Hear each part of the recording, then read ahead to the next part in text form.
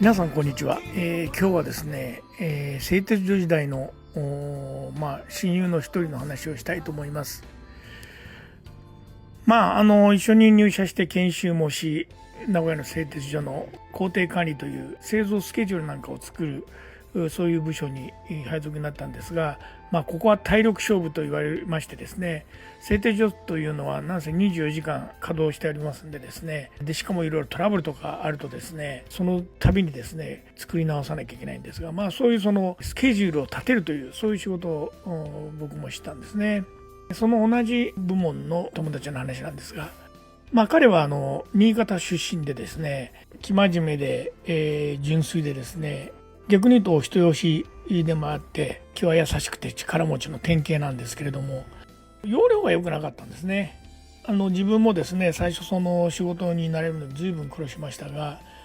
彼の場合はね、本当にその、根性もあったということでもあるんですけれども、全然寮に帰ってこないんですよ。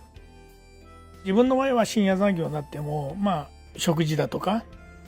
風呂だとか、そういうね最低限の生活ルーティンは持っていたんですけど、彼の場合はとにかく寮にも戻らないと。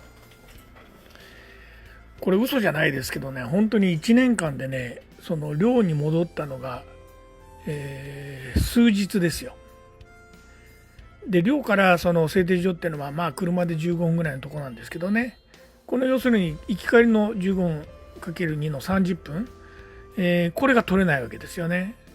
で、彼はどうしてたかというと、毎日そのオフィスでですね、毛布を持ち込んで、仮眠ですよね、これが1年続き2年続きと、そんな生活を送ってましたね。とにかく根性ありましたね。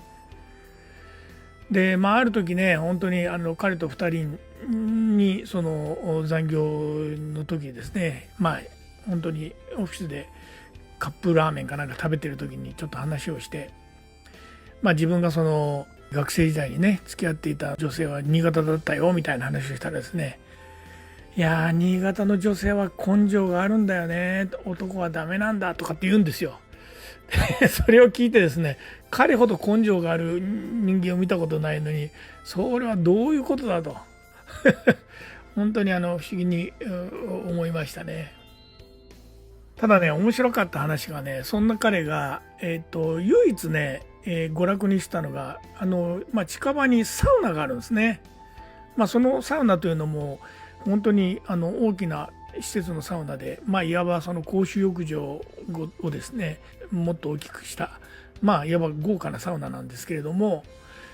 そこにどうもですね寮に帰らずに時々こう通ってたみたいで、しかもそこにはその洗濯とかね、そういうそのできる施設もあるので、それで行ってたんだと思うんですけど、である時ね、そのサウナを行こうみたいな話がありまして、でなかなかその彼とね、飲むことはおろか話をする時間も普段ないわけなので、その同期のねメンバーと一緒にサウナ行ったんですよ。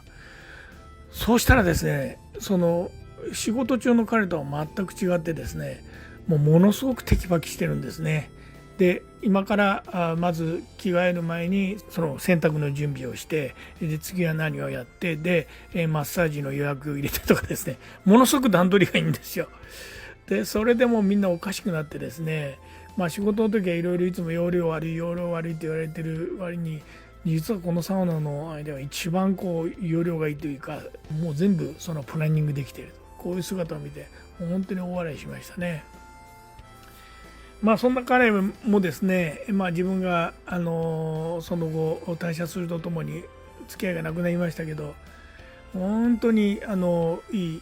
仲間だったですね。またね会う機会があればぜひこういう懐かしい話もしたいなというふうに思っています。それまで、お互い元気で、頑張りましょうということで、懐かしの友達の話でした。それではさようなら。Generation